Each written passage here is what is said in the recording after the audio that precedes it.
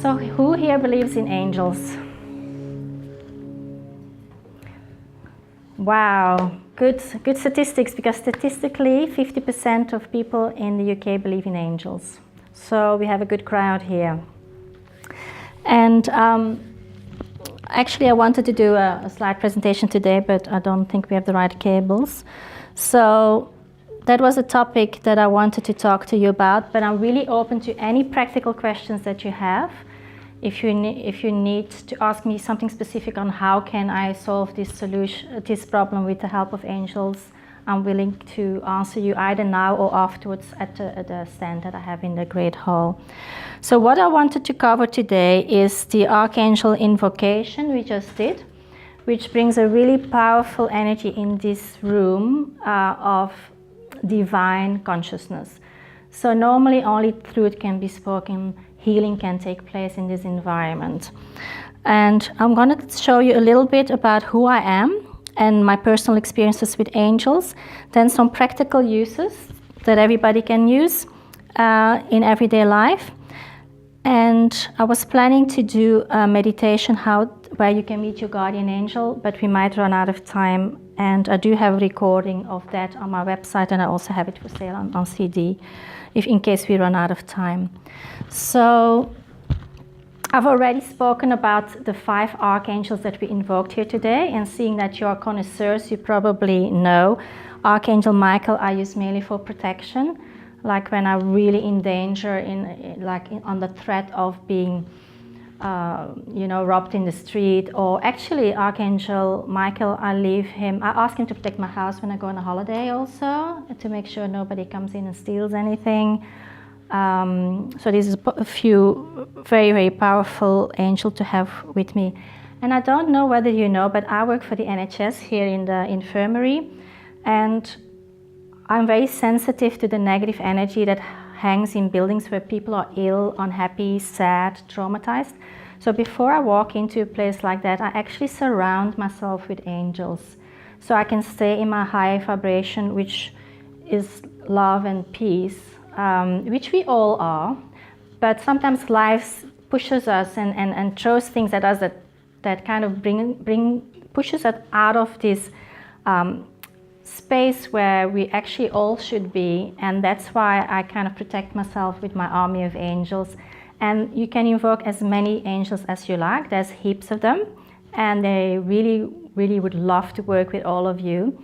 And even people who don't believe in it have guardian angels. And sometimes when I do a reading with somebody who's not particularly a believer, these guardian angels, they stand there behind the person saying, yes, yes, tell them. Because the way it works is that my angel kind of can talk to their angel, and then I get the message to communicate. So everybody could do it. It's just a question of lifting your vibration and hearing the messages of the angels. And you probably all know about the angel signs, and you see a feather or you hear a song or something that's a sign that, yes, they're listening to me, and that's the answer I was looking for. So the next archangel I work with a lot is Archangel Raphael for healing. Whenever I did surgery, I always felt his presence. I operate on ice mainly, and I always feel this very big presence behind me. I feel archangels always stand behind me, and it's like this. That's how the protection works, with his big wings. And sometimes I feel like they're working with me as I do surgery. And also the energy that comes out of my hand, the healing energy at the same time. So sometimes I would have operated a cataract on somebody, and later on the patient would say, wow, that headache I had for 10 years is also gone. And then I know this healing energy has gone through my hands into the patient while I was operating on a cataract. So very healing archangel, Raphael. Archangel Gabriel, I've had messages from him saying that I ignore him too much. And he was traditionally the messenger angel. So he's still really good if you need help with communication. Let's say you're not happy at work and you want to change your work situation, but you're too scared to confront a very angry boss or something. You can ask your angels and the archangels to communicate for you. So you just imagine that you are talking to them, and I would really like to say, with your help, archangels or angels, can you please pass on this message to my boss to be nicer to me and to please give me some time off, and you can already do this before you have the real conversation. And what often happens is that their angel will pick up on the communication, and in their sleep they will get this message of, oh, I should really be nicer to my staff. Okay, I'm gonna give them a day off. And then the next day you're at work and bam, it's easy. So I feel like it's a really good way of communicating with people. You feel like you're too scared to talk to them, or you don't want to confront them, or you know they're not gonna listen.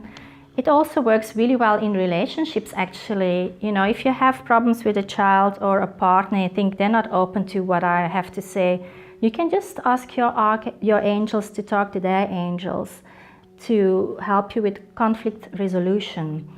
And I remember I often do that when I have a conflict with somebody and I really don't want to get in a fight. I just ask my angel, can you please help us with this, and just make them understand that I mean well and they should just like give me some space or something. Like the message gets passed on through their angels, and the next time you meet this person or patient, they might be completely different, and they might say, I actually realize now what you were trying to say to me. And this is so easy to get, it's a loving, peaceful way of getting conflict resolution. Nobody gets forced into doing anything. It's just the intention is there, and you use higher energies, always with love. I never send negative thoughts to anybody, because I know that's also powerful and just don't want to do it. So the next archangel that we've invoked is Archangel Uriel. And traditionally that angel is the angel of divine wisdom, and is the one you can ask upon when you need to make a decision. Like, is this the right guy for me? Do I need to take this job? Do I need to move to Spain? All of these things you can ask Archangel Uriel. Just sit down. When you talk to angels, it's best to also have a candle, a little bit of incense, a clean space, to really go in this relaxed state, and then you will hear the messages and the answers. So anybody can really do that. Archangel Michael, sometimes it's just like, I lived in South Africa for a while, where it's a dangerous place at times, and I got chased at night by a car full of people with bad intentions, and that's the time that I say, Archangel Michael, now come and save us. It's like, I don't have time to burn the incense and the candle then, it's like, and then, some other car turned around and chased them away. So it happens like that. It's not always, it can just be that your angels then will talk to another person, go and save those girls in that car, and they will come and help. Often people get messages from angels and they actually do nice things for other people, because that's the way it works, If you see somebody in the street having problems carrying their groceries, or it might just be their angel saying to your angel, can you please come and help? And then you feel like, oh, I'm going to help that person. So there's a lot of energy and consciousness around us that's very benevolent, and I'm sure you're all aware of it, but not everybody uses it, and it's there to be used. It's there for you to have an easy, peaceful life. It's there for you to get help. So what I just wanted to make sure that it's available for everybody. The last archangel I want to discuss, and there are more, is Archangel Metatron, because he keeps on coming up in my journey work a lot as being very present, very powerful, big archangel, and it all has to do with transformation. So in my life, I'm in a transformation from maybe being an NHS doctor to more of a spiritual healer. But the planet is also going through a phase of transformation, and actually what we're trying to do is lift everybody's vibration. If you can all leave this place full with love and light and go home and spread that in your household and in your community, that's the way that we actually lift the vibration on the planet. You don't have to do big things.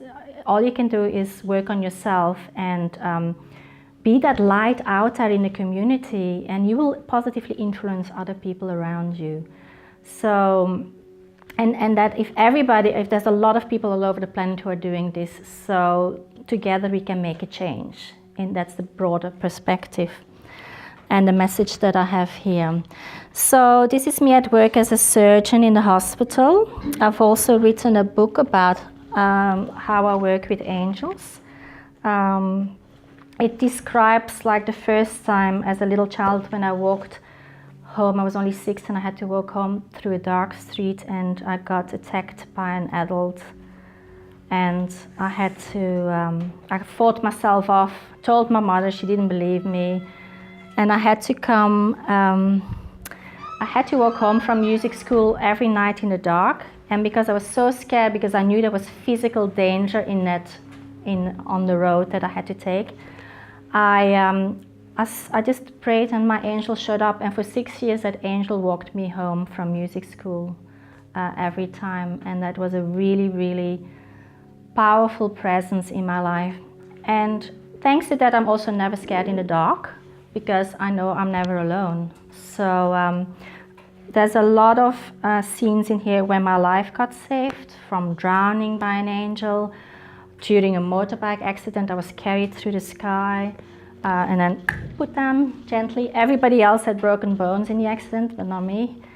I saw everything happening in slow motion, actually. That person landed, and then I was softly put down, jumped up, called the ambulance, and was, very much present. So I'm very much aware that I was carried by my angels in that moment, in that accident. So yeah, so I recommend that it's a good adventurous book. And what else? So that's the book. And of course, you can imagine it wasn't easy for me as a medical doctor, especially a surgeon, to talk about angels. And I describe how I use them in surgery in the UK. I've tried it before in Belgium, and a lot of people who are doing spiritual things or even burning incense are frowned upon by certain people. But I think the time is right now, because I find it's part of my life purpose to bring this consciousness into the medical world that's very much based on intellect and studies, and doesn't care much about how are people feeling. Does the patient really want this surgery? It's also about giving power to the patients. That's what I want to teach the doctors. I basically also want to teach the doctors they should give their patients permission to get better or to get healthy, because sometimes there's this codependency between doctors and patients. Patients give their health to their doctor, and the doctor keeps it. Like, okay, I'll hold on this. But there's so much emotional healing, spiritual healing that we can do that can avoid a lot of physical disease, so that you would never have to go to hospital. Okay.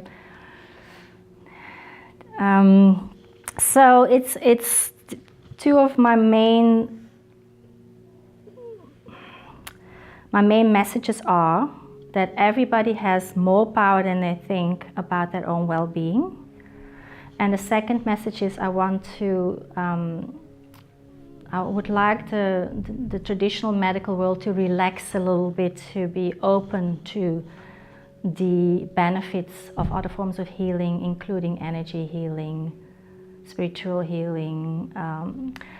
Faith is so important. I mean, there's heaps of medical studies done on people who just put their hands on rats with cancer, and their rats healed from cancer. And all they had to do was think happy thoughts. So, and those are real medical studies that have been done. So there is the power of your thought and your energy in the way you feel is so important for your health. And that's how I rhyme my training as a doctor together with using energy work and angels. Are there any questions before I start talking a little bit about how you practically can use your angels in every day? Nope. So the first thing you probably already know is that there's enough angels for everybody, and they're always ready to help. So you can ask with anything about finding the parking spot. That's the traditional one. What else do I use angels for? Well, basically, I use my angels every single day. I think it's important to wake up with the right intention in your day. And rather than waking up and saying, I will maybe make so much money, it's not so important. I will feel rich, you can say, as your intention. And that might present itself in any way that it will present itself. So I usually wake up and think, okay, I choose to drive to work safely and without stress.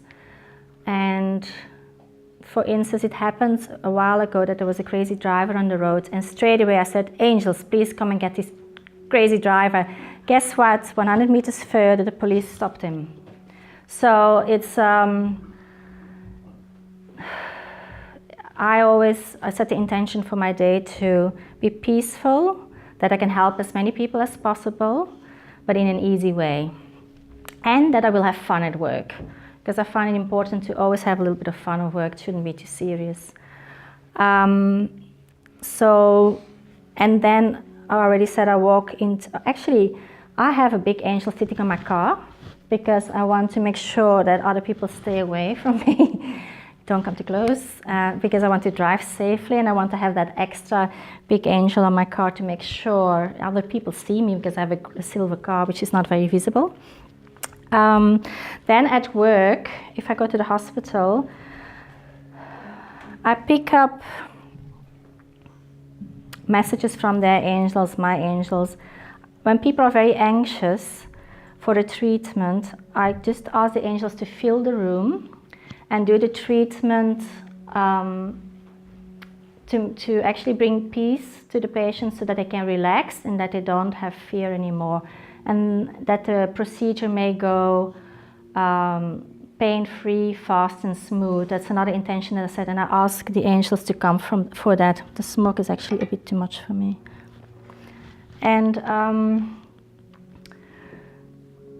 when I do treatments like that on patients, they often say like, oh, is it already finished? I didn't feel a thing. And then, oh, I want you to do my next treatment, please, doctor. And then I know it's not just me. I know it's because that energy of the angels put everybody to ease and made them relax. And if your body is relaxed, everything is easier. And so that's another way that I work with angels every day. So what I also do is, when I have a medical procedure myself, even an MRI, I was scared the first time I went into an MRI. It makes a lot of noise. I just asked my angels to stand at my feet and at my head to make to keep me peaceful and give me more the sensation of being not so scared. So that made it go a lot easier, and that they got it right the first time. I wouldn't have to repeat the examination, because you can also ask your angels to make sure your surgeon is in the right space of mind, that all the staff that's present during your surgery listens to their angels and is there in the highest possible energy present while they're doing your surgery. Because I've been present in many theaters, and sometimes I really don't like operating there when people are gossiping or complaining about something, and then people can't focus on what they're doing. It's almost like the patient doesn't exist, and while it really should be the opposite. It should be leave everything else outside of the door and let's all lovingly focus on healing this patient. And the whole team in the theater should work like that. And the nurses I work with and who've read my book, they already picked up on that, and they now, they have a positive mood in the theaters. We play uplifting music. And just no complaining and whining around the patient and the procedure, because it doesn't give better results. It actually is most likely to create a worse result, a worse outcome for the patient. So I feel very strongly about that, and I do that for myself. Even when I go to the dentist, I ask the ideal dentist angel to show up to make sure the dentist is focused and doesn't make any mistakes, and that it may all go pain-free. So that helps, because I can now have dentistry done without anesthetic when I do that. So another thing to do is imagine a pink light when you imagine your day, you're getting up, you want your kids all to be happy in the morning and go to school and get to school in time without too much drama. You see yourself driving safely to work. You see yourself having a nice parking spot and working and walking into a happy work environment. You just imagine all of that ahead of time, and you see a pink cloud around it. Like I visualize my road to work surrounded by pink, my workplace surrounded by pink. And then I also set the intention that all the people that are there are the ones that I can help. If there's people that I can't help, that they might find another place where they can be helped. So, and if you have a business or something, it's really great to open your doors and ask your angels, bring the right customers to me, the ones that resonate with me, the ones that I can really be of service to, and the other ones, may they find another place to go. So that's another thing that I do. Now, something I learned from Neil Donald Walsh, I don't know whether you know him, he's the author that wrote all the Conversations with God books. I met him a few months ago, and actually it was really, really sweet. I was sitting in the audience like you, he was talking, and he came around, I sat on the back row, he came around, put his hands on my shoulders, and he said, "You have done enough." And I started sobbing, because I was saying, but how can I help the planet? How can I help everybody? And he just told me, "You have done enough. We can only do so much as an individual."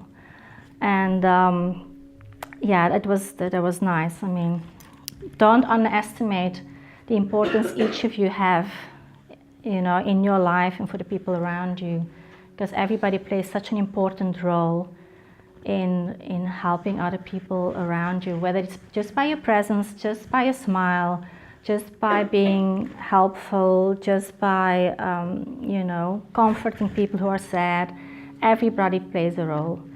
And the last tip that I have is you can choose who you want to be when you wake up in the morning.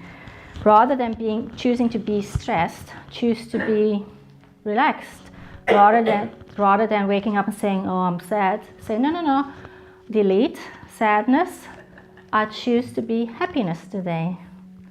And then you're already kind of put on that channel of happiness, and you will start seeing things from that perspective more. And you will see all the things that make you happy.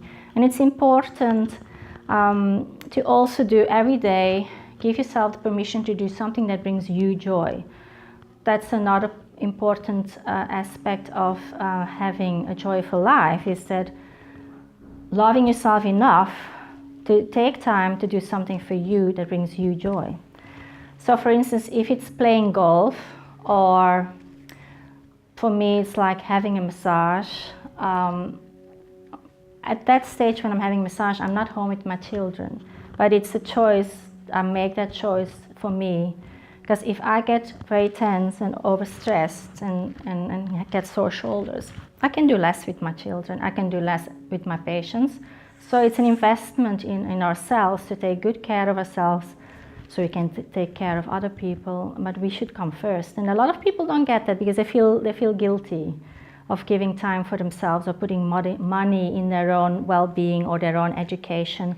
But I truly am convinced that step number one is value yourself enough and love yourself enough to invest in yourself, time-wise, money-wise, whatever you need to do.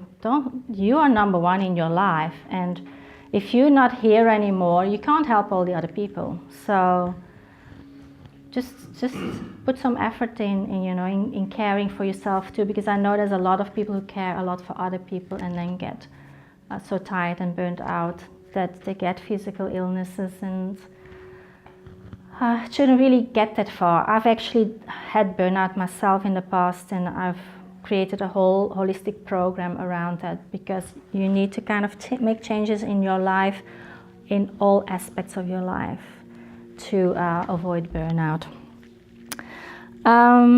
So yeah, rather choose in the morning who do you want to be than what you want to do or have. So what are you going to choose tomorrow morning when you wake up? Yeah. I choose to be joy. And what are you going to choose tomorrow morning? Beautiful. I choose to be happiness. What are you going to choose tomorrow morning? I choose happiness Excellent. Love. Beautiful. I choose to be love. And what would you choose? To not be so tired. So I choose to be energetic. Yeah. What would you choose? Don't make preconceptions of people's day. So how can we reframe that positively? Accepting? I choose to be accepting. Yeah, sure. Yeah. Anybody else who needs a reframe of what they wake up with into a positive being? Gratitude. I'm grateful. Beautiful. I choose to be grateful. And if you wake up with that intention, you will see so much to be grateful for. And that is another tool that is really, really, really, really good, is gratefulness. For people who have problems with low mood, and sometimes they lie in bed in the morning and think, I don't want to get out of bed, I've got nothing to get up for. Then you start thinking about what can I be grateful for? And even if it starts with, wow, I have a bed. And actually, I'm not cold because I have warmth in my house. And look at that, I have clean water. I mean, a lot of us don't think about it anymore, but I worked in rural Africa and I didn't have running clean water, and I got really, really ill with all the bugs in the dirty water that I had to drink there. So I'm just saying there is a lot to be grateful for. And when you do that, every day you'll find more and more things to be grateful for, and that is the way to happiness, one of the ways to happiness, apart from choosing to do something that gives you joy. So may I ask you, what could you do for yourself that brings you joy? Helping someone else. Okay, that's not the answer I was hoping for, because there is a secondary gain when you help other people, that you feel good about yourself. Is there anything else you could do for yourself? Is there any hobbies that you like doing?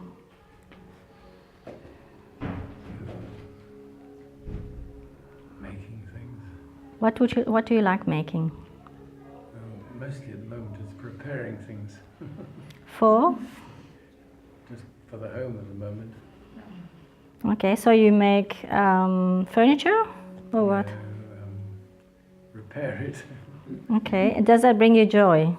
Yeah, satisfaction. Okay, so you like repairing things. Okay, I think you can work on that a little bit more. Trying to encourage. Is there anything you could do for yourself? Be kinder to me.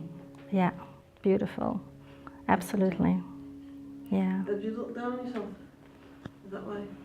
Sorry? Do you look down on yourself? Is that way? No, I don't look down on myself. I'm just kind to everyone. And I forget that I've got to be kind to me. Yeah, that's beautiful. Is Yeah. that open? Yeah, one of the nice tricks that I've learned to start that process is, because most people suffer with that somewhere, a level of unworthiness, and it needs to be replaced with self-love. And I've learned a technique where on the mirror that you use in the morning, you write in lipstick, I am enough. And then you see your face, and I am enough every day. Because that's the opposite of the unworthiness. Whatever you are, whatever you do, you are enough. You are enough to be alive, you're enough to be loved, you're enough to love yourself. You're good enough with what you have now. So that is very, very powerful. Thank you for that. And the gentleman next to you, is there something you could do that brings you joy in the next few days? Just to be productive. Productive doing what? The jobs that I've got outstanding. Okay, does that really bring you joy, doing those jobs? Completion does. Yeah. Guys, your hard work. Wouldn't you rather go and play a little bit of golf or something? No. No? You just want to work. Not work for gain, but work for to complete jobs around the house. And, Okay. Yeah. To make my wife happy. Mm-hmm. Yeah, I see that's a pattern about making other people happy to feel good about yourself. It's very kind of you. It's very kind of you. But deeper down, it's also about doing not only for other people, but doing something for yourself. that would probably, once you find that thing that you could really do for yourself that makes you happy, and the love that you then feel inside yourself can be spread out towards the environment, and then you can love other people even better. But I know in a lot of relationships, doing things for the partner is part of showing the love. So I think that's what I see here. So that's great. Is there anybody else who has an idea of what popped in their head, what they can do that makes them joyful in the next few days? I would like just to have strength to get me garden back to being beautiful. Okay, so so you can wake up in the morning and say, I am energy, and call upon all your angels to give you the strength to work in your beautiful garden, and visualize yourself feeling all powerful and working in your garden. And the garden will give you energy back because it's very nurturing working in your garden too. So yeah, I can see that that's definitely possible. Anybody else wants to share what joyful thing they could do for themselves? Dancing. Beautiful. Dancing, music makes everybody happy, and you can do it at any age, can't you? Yeah. What kind of dancing do you like?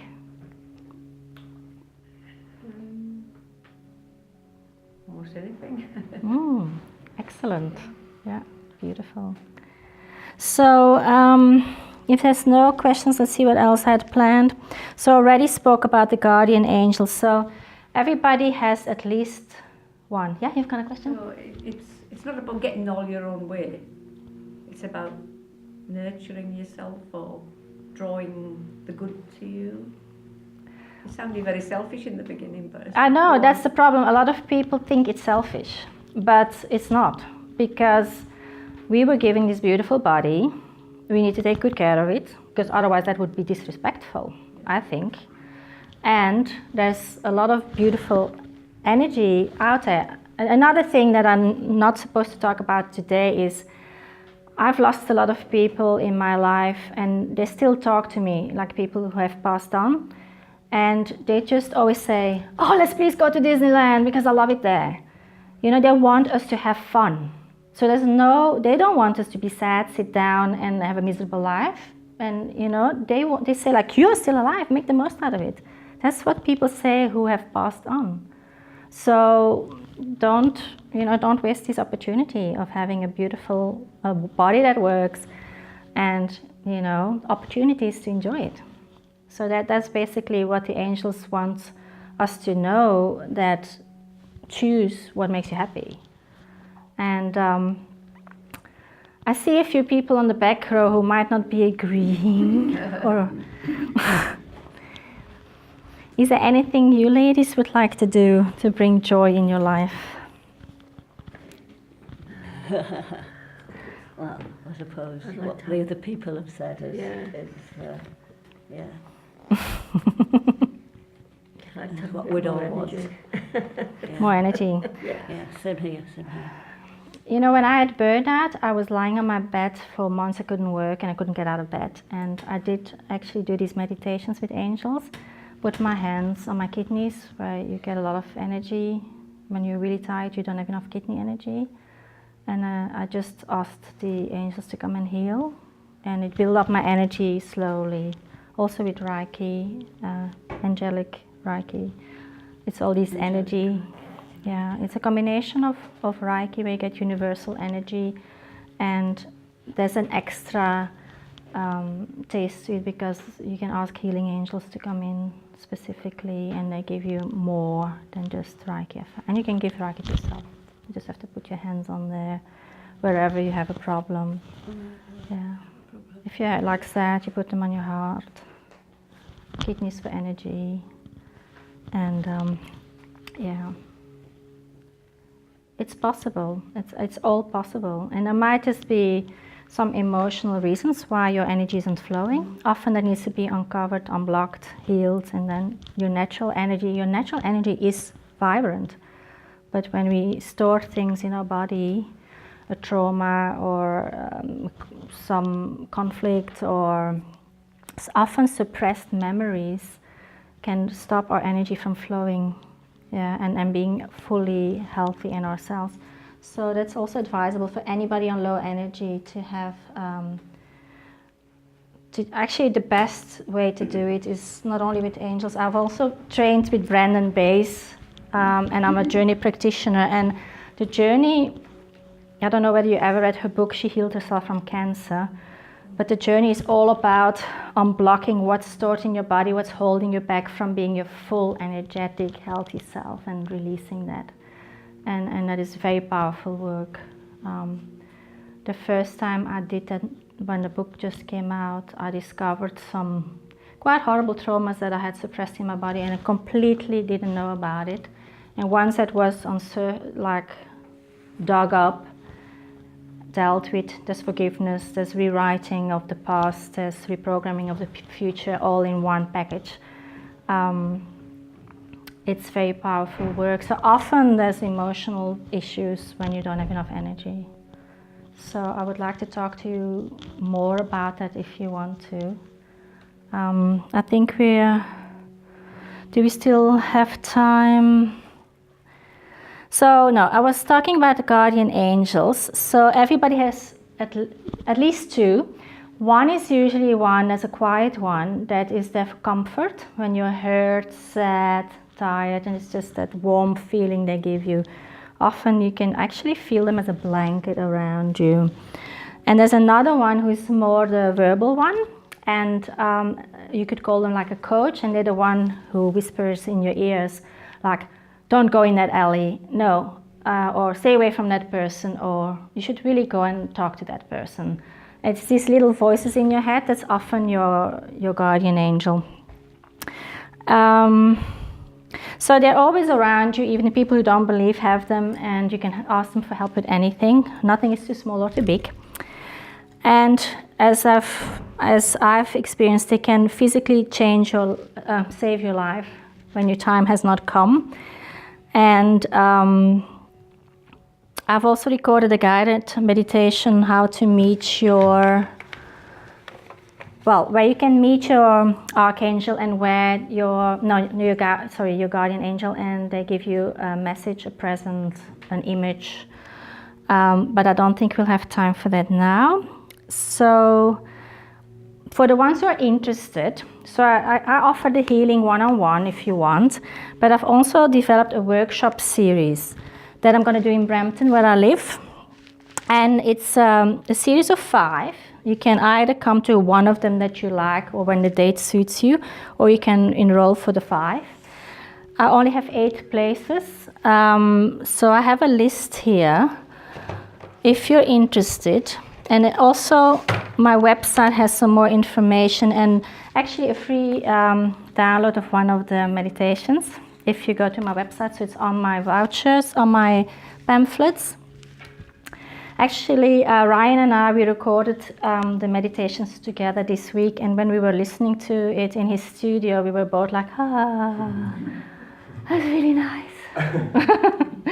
So I recommend the guided, especially the Meet Your Guardian Angel is really relaxing, because then you're in that space with your guardian angel and the communications come in and you can just fall asleep. Yeah, it genuinely works as well. I find the archangel like more powerful, more, it's like get on with your day kind of energy. I mean, that's my impression. And the other one is like more relaxing. So if you have interest, you can write your name, email, phone number down for any of the workshops. It starts on the 14th of October. It will always be on a Saturday afternoon. And so 5 Saturday afternoons, so you can write your names down on here. Or if you just want to stay in touch, you can write down your details. And if you write down your email address, I can send you the meditation that we haven't done today to your email address. Okay? So, any questions? No? Can I ask a question? Can there be blocks to contacting, the power of the angels, or Yes. can there be things that distort your kind of contact? Definitely. Yeah. Definitely, because it might be that you made a vow somewhere in this lifetime or another lifetime that you would never do anything spiritual anymore. And that we uncover that in the journey process also. You might have a memory of saying, maybe you forgot, but somebody might have said, don't you ever do that again. Maybe your parents, when you were 3 years old and you said, I see angels, maybe they said to you, don't you talk that nonsense ever again or I'll smack you. And that's enough for you to shut off that connection. Is it possible to suddenly, like, if you felt you have had contact, Yeah. for it suddenly just to disappear, as if it feels like it's not available anymore? I've heard that before, but I would have to look into exactly what happened when that happened. Because we need to kind of actually it's about finding what were you thinking just before and what was happening just before that happened. There's probably a trigger to something there that we can undo. Yeah, because everybody basically has connection with the divine and with higher consciousness, with angels. I can't find it. I want to. Yeah. I just can't seem to get it. Yeah. I don't know why. I think some people are visual, auditory, or kinesthetic. That means some people, not everybody sees. I see things, I feel things. Some other people hear things, and other people just know things. So I think it would be good for you to come actually to this introduction where we can really train you to be more sensitive to all of these invisible energies. Yeah, it's becoming aware of the invisible. How do you sense it? It's just becoming a little bit more sensitive to it. It's like tuning your radio station to another channel. Everybody can do it, honestly. And I can see that peace in you of having your angel right there. And you've got that angelic presence already there. So it's just a question of maybe I should bring you in a deep... Actually, why don't you try that meditation where you meet your angel? Because what you need is to really relax into it. So that there's no more thoughts that get in the way and no more stress. You let it all go. Completely relaxed and open. You have to be open to feel the fine energy of the invisible. Yeah, everybody can do it. So that was it. I don't want to run late unless... So yeah, my workshops, it's about first an introduction to what angels and archangels there are and how to work with them. Then you can improve your health with the angels, improve your relationships with the angels, learn the difference between angelic energy and other energies, like from dead people, entities, spirits, because some people are confused about that, and it's a different kind of energy. And then also, I have a very powerful workshop on finding your life purpose with the angels, and they give you actually see your life purpose, and they give you steps, action steps, where to go from there. So, if any of you are interested, I only have 8 places available. And I do it in Brampton, so it's not far. 4-hour-long workshops on Saturday afternoon. You get your personal angel experiences, guided meditations, and you get workbooks to take home where you've done your own work, so you can, change your life and move forwards from there on. Are you saying for 1 hour? 4 hours. For 1 hour? No, 4 hours. 5 times 4 hours, so 20 hours in total. You've been a very good girl.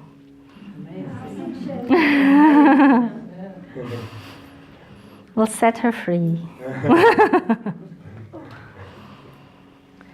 Okay, well, thank you, everybody. If you have any questions, you can either stay in touch or see me at my table or grab a pamphlet if you want. We like to go to the workshops, but